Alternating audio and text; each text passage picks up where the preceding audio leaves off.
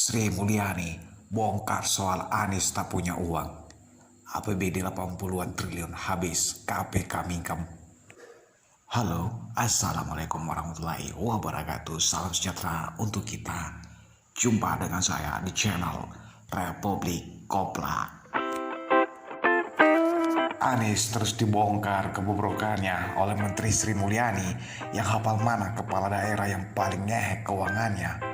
Kini makin terekspos aksi Gubernur DKI yang jauh dari keren karena penyerapan APBD paling maksimal di sepanjang sejarah pemerintahan DKI, tapi enggak berpihak pada rakyat.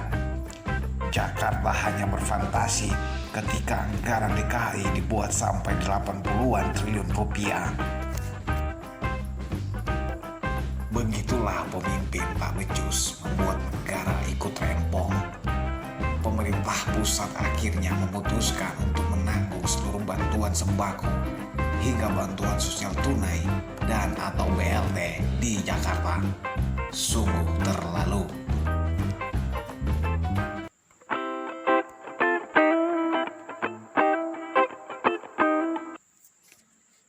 Mana kerennya Anies? Sebenarnya anggaran awal di daerah termasuk DKI hanya untuk diminta mengcover 1,1 juta warganya yang membutuhkan, tapi Anies malah pelangap longo dan berpura-pura budek serta hanya mengurus panggung dan mikrofon.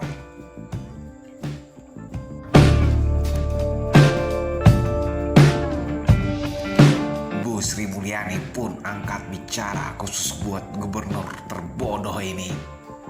Jabodetabek sembako dan BLT yang diberikan itu juga pemerintah pusat.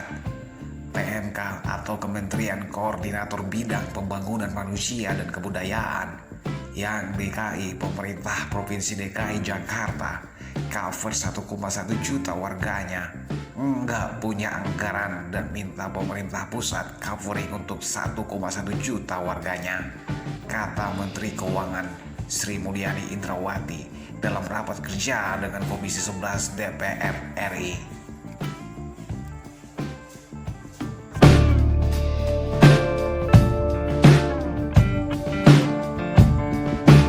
Sudah diberitakan secara nasional pula boroknya Anies. Mana pembela-pembela Anies yang bermulut amis? Pasti mereka sekarang tak bisa berkata apa-apa lagi karena Anies juga tak bisa lagi mengarang bebas. Kalaupun masih mengarang, maka sebaiknya KPK juga jangan mingkem. KPK yang baru monggo diperiksa untuk keuangan DKI yang sudah seret akibat kebanyakan hibah dan masuk ke keluarga sendiri salah satunya.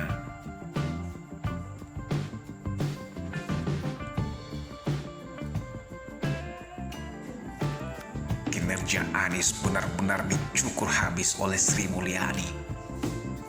Mari telusuri kronologinya. Bu Sri Mulyani sudah mengingatkan alokasi anggaran berkali-kali dan memberikan contoh kasus yang lagi-lagi kasus DKI yang dipakai. Selain Menkeu, sebelumnya Pak Tito sebagai Mendagri juga sudah turut mengingatkan.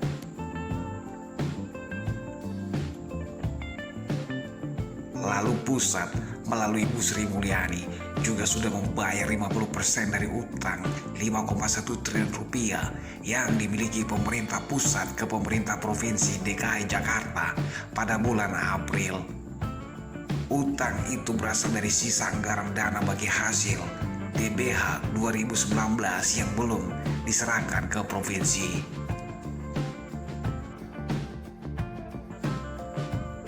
Seharusnya menunggu audit dulu, tapi karena Anies menodong ditambah karena daerah membutuhkan dana besar untuk menangani penyebaran virus corona, jadi Anies itu punya suntikan dana berlimpah.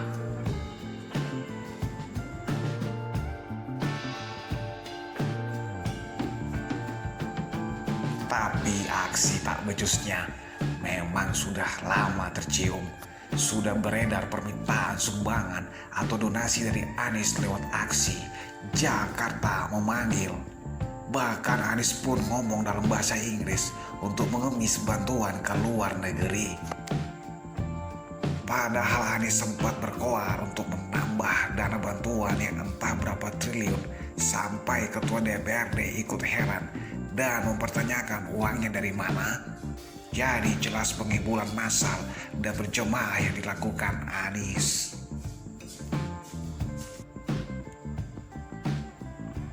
Aksi panggung konversinya si Anies langsung rontok. Panggung pencitraannya buyar karena hantaman menohok SMI dengan gaya santunnya.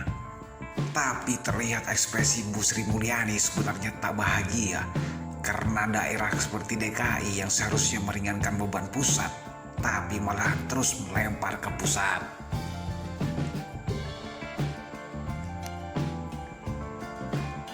Jurus lepas tangan Anies sudah terlihat. Aksi bantuannya amburadul dalam soal pendataan. Lalu dia menunda bansos DKI karena melihat aksi Kemensos yang jauh lebih sigap dan bergerak menjelajah DKI untuk menyalurkan bantuan.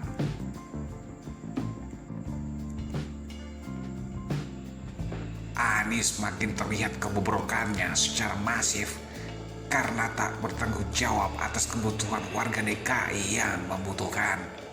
Jurus lepas tangan dan lempar urusan ke pusat menjadi jurus liciknya, padahal Anies terkenal suka menyerang dan menyalahkan pusat.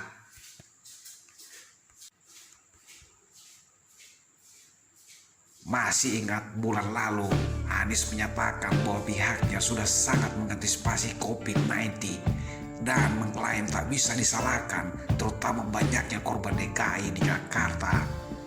Narasi busuk penuh ngibul ini dilakukannya sebagai pembelaan diri, sembari menyalahkan pusat.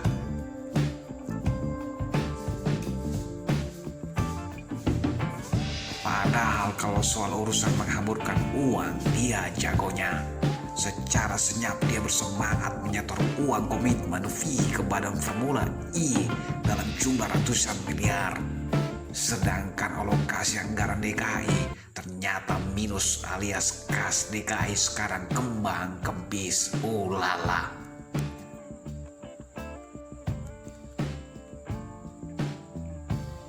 Anies yang dicap keren ternyata jauh dari kata keren, karena dia hanya membangun panggung konvers tanpa bekerja dengan cerdas dan efektif. Aksinya yang hanya mengejar pencitraan itu justru sudah mengorbankan warga DKI. Tapi dia tak peduli. Dia kembali terselamatkan oleh pemerintah pusat yang direpotkan terus oleh manusia keturunan nyaman ini. Bukannya bertindak dengan hati dan peduli, tapi yang terdepan itu hanyalah bibir dan lidahnya. Begitulah kura-kura.